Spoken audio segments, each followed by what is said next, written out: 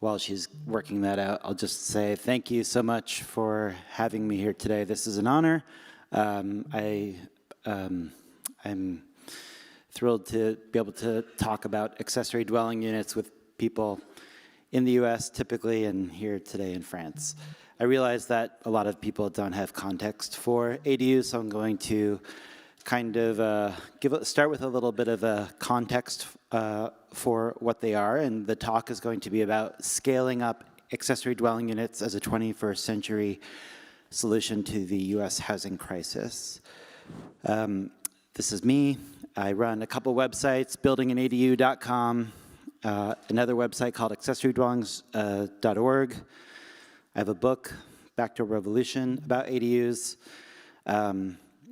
I teach classes for homeowners about ADU development and professionals and real estate professionals, designers, builders, lenders, appraisers, builders. I run citywide ADU tours. I have an ADU specialist designation for professionals in the US. I direct ADU academies, which I'll talk about at the end. I teach classes about ADUs and middle housing. I consult for states and local governments about ADU legislation, and now I do a lot of work related to installing RV hookups on residential properties for tiny houses on wheels, which is another passion of mine. It's another form of very incremental, low-cost, ultra-low-cost, affordable development, distributed development like ADUs. So for context, I threw in this slide, which is the typical pattern of US development, not very attractive, single-family exclusive development. 60% of the United States is covered in this, which is terrible. Automobile-oriented, right? The US was developed largely after 1920, and so much of our development patterns are what are now called single-family exclusive, single-family residential properties. Which is very different than Europe, very different than Asia. And so ADUs are a intervention. It's a development intervention that allows us to take these single-family residential properties that you can't otherwise build, say, a duplex, triplex, fourplex, a plex development. But if the city allows for ADUs, accessory dwelling units, you can build these small units on them. And so these are examples of ADUs. We have a detached ADU back there, an attached ADU there, a garage conversion ADU there, and another garage conversion ADU there. And so in this slide, we show a family living in an ADU in 2010 and 2020. They have a kid, they have 2 kids, and so they need more space. So initially, they're living in the primary house in the front. They're renting out the ADU in the back. 2020, they become a nuclear family with 2.3 kids. And then in 2040, the kids go off to college. The parents need less space, so they move into the ADU, and they start renting out the front house. But one of the important things, so the ADU plays different roles over the course of decades as the family changes. Usually in the United States, people live in their homes for 5 to 7 years. If you have an ADU on your property, it allows for you to live on that property for decades because your housing needs change and your housing typology changes with it. If you have an ADU, you can downsize and you can shift into one or the other. But the other interesting thing tying into the affordability discussion is that these ADUs, when you build them, are quite expensive. So I'll get into the cost more later, but they do not add as much value to the property as they cost to construct. In fact, you could roughly say they add about 50% of the value that it costs to construct. So if it costs $300,000, it'll add $150,000 of contributory value. So it is not a rational thing to build an ADU if you are a speculative developer who wants to buy a property, add an ADU, and sell it. You would lose money. You would go out of business. So the only people for whom it is rational to build an ADU are people who are going to have long-term vested interest in staying on the property because they have, A, they can create the housing flexibility that they need over time, and B, if they rent out one unit or the other, it eventually does pay for itself. In fact, then it becomes very profitable. So ADUs are something that only people who have long-term vested interest in the property are going to be predisposed towards building. It is not going to be built by professional developers, which makes ADUs different than every other type of housing. As was alluded to in Lucas's presentation, I guess 10% or so of the housing in the United States is developed by homeowners, and 90% are developed by professional developers. But with ADUs, it's the exact opposite. 90% of homeowners are 90% of the ADUs are developed by homeowners, and only 10% are developed by professionals. So that makes ADUs very different than every other type of housing.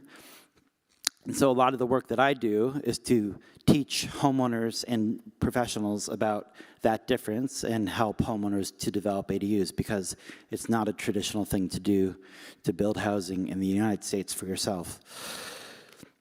If you look at the cost of construction of ADUs, they are quite expensive. They range from $100,000 to $300,000, and the median price might be about $300,000. The smaller it is, the more expensive it is per square foot, but the less expensive it is overall. Typically, people will build, as in Portland, where this data is from. I'm from Portland, Oregon, by the way, which is the West Coast, north of California. Most people are building the largest ADU that they can build, in part because maybe they need that flexibility of the size of the ADU to be bigger, but also because it's more rational to build a larger unit because the cost per square foot it's only marginally more expensive to build additional square footage. But with that cap of 800 square feet, people are building right up to that upper limit.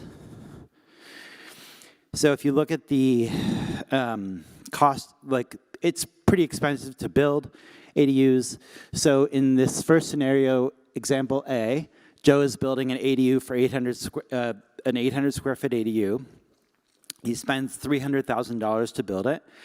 He rents out the house, and he lives in the house and rents out the ADU, and it rents out for $2,200 a month.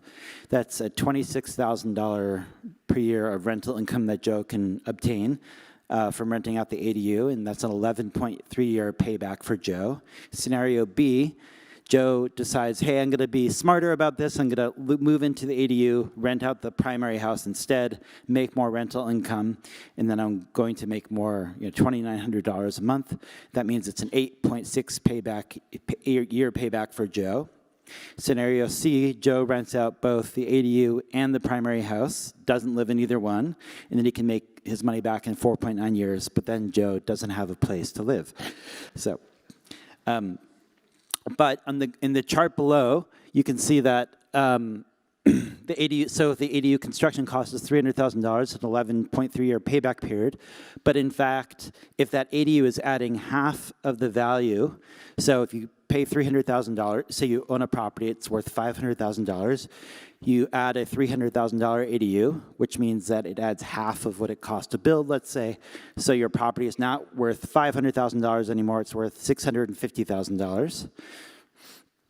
Then you only have to rent out, if you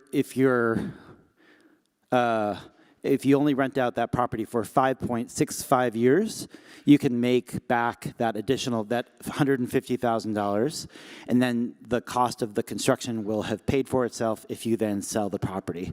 So that's the break-even period. That's how long you have to wait with the ADU on your property in order to make the ADU a rational investment. And if you live in the ADU and rent out the primary house, it's 4.3 years. So that's what I did. I built an ADU, lived in the property for 4.3 years, and then all of a sudden it became a very profitable investment. As a result of statewide legislation in California, the number of ADUs have been taking off in California. And this is kind of the best example in the US of the acceleration of ADUs occurring at the statewide level because of reforms that have occurred at the statewide level.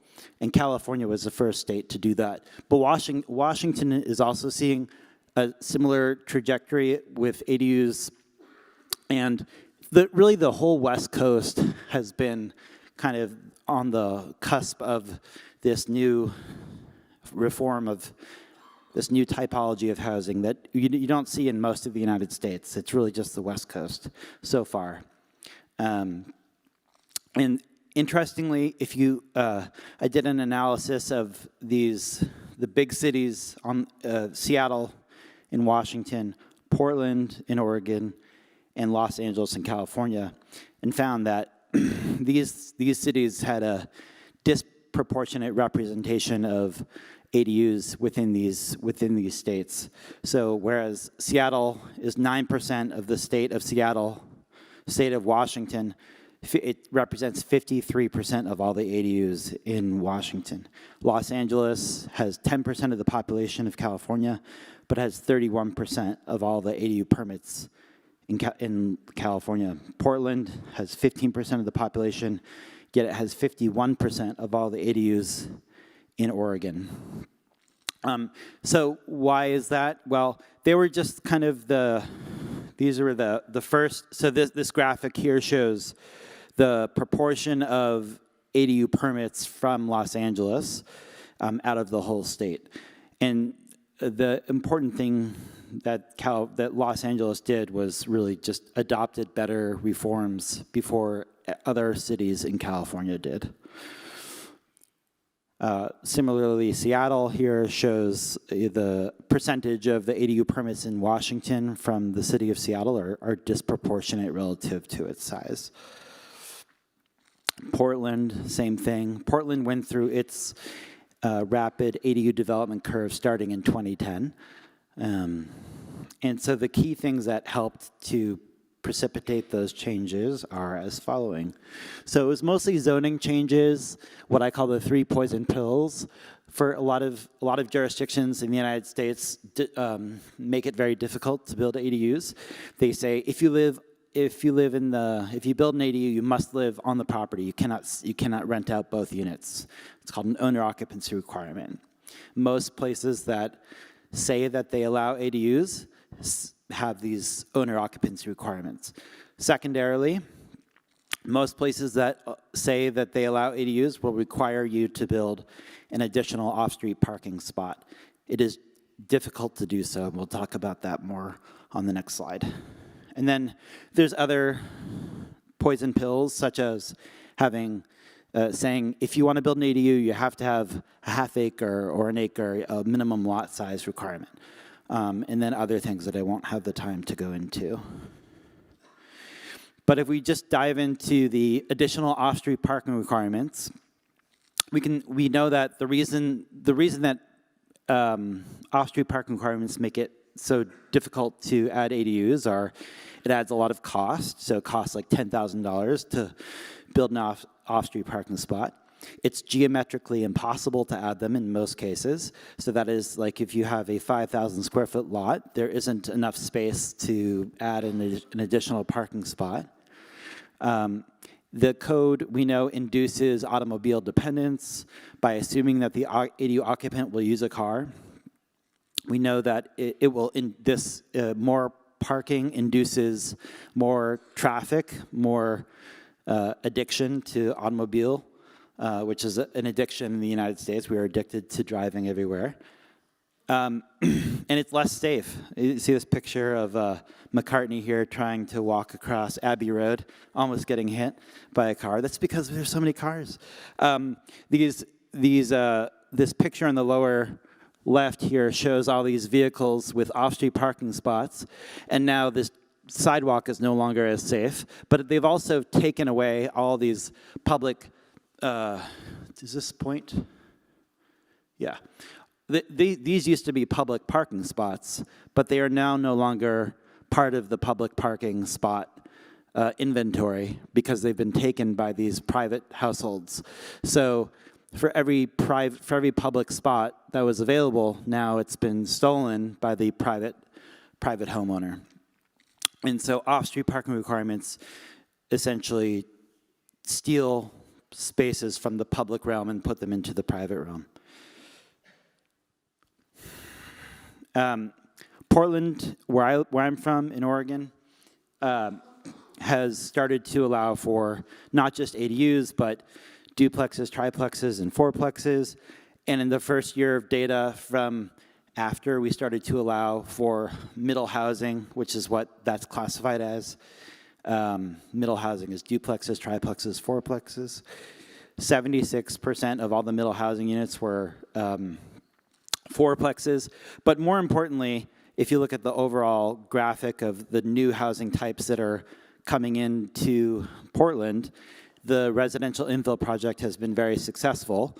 42% of the new housing are middle housing units in general, 42% are ADUs, and only 16% are single dwellings.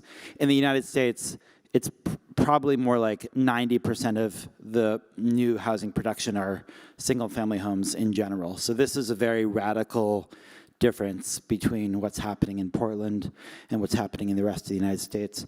And also note that because we started to allow for second ADUs, you can have 2 ADUs on a property now, which is also the case in Vancouver, British Columbia, and the whole state of California, and now the whole state of Washington. A lot of the properties that are building ADUs are building 2 ADUs, maybe a basement ADU and a detached ADU. So in the state of California, they adopted these reforms in 2016 that allow for ADUs to be built by right. They waived parking requirements for ADUs. They froze owner occupancy requirements. They stopped having minimum lot size requirements so you could build ADUs on small lots, like urban infill lots, small lots. And they waived impact fees for ADUs. And these are the changes that have really skyrocketed the rate of ADU development in California because the cost of land is so expensive in California. California is the most expensive state in the United States. Seattle, Washington, they passed similar reforms. They reduced the minimum lot size to say you can build an ADU on smaller lots. They removed the owner occupancy requirements. They eliminated off-street parking requirements for ADUs, and they also have seen a dramatic increase of ADUs before the rest of Washington. Like I said, Washington has passed ADU reform for the whole state, and that's about to go into effect in the next couple of years, but Seattle led the way. Portland started leading the way back in 2010. And that's when we started to see a lot of ADUs there. Same sets of provisions happened in Portland. So what helps cities to pass these types of reforms is having a whole bunch of housing advocates, people like the people in this room, architects, designers, builders, lenders, appraisers, urban planners, discussing regulatory barriers and reforms, organizing initiatives, focusing research. That has prompted organizations like the YIMBY movement in the United States, Yes in My Backyard. This is a local chapter of our YIMBY movement that has galvanized support for more abundant housing options in cities like Portland. When we passed this ADU, this really radical residential infill project housing reform in Portland, 160 people came out and testified in favor of the residential infill project. Only 30 people testified in opposition to it, which is also very different. In the United States, typically, when you introduce legislation that allows for more housing units, everybody gets very upset and doesn't want that. So that was a big success. Then these statewide reforms have started to occur in California, Oregon, Washington, and now we're seeing this in Montana, New York, Massachusetts, all over the country. We're starting to see statewide interventions to, in the United States, all the zoning is done at the local level, and so it's a new change that we're seeing states now intervene and say that states can no longer, or cities can no longer have such onerous provisions for ADUs and other middle housing types. As I mentioned, I run this event called ADU Academy. The next ADU Academy is going to be in Los Angeles on February 9th. This is where a whole bunch of practitioners, designers, builders, lenders, realtors, appraisers come together to learn about ADUs, and this is how we are creating the housing revolution with ADUs on the West Coast in the United States. So thank you so much.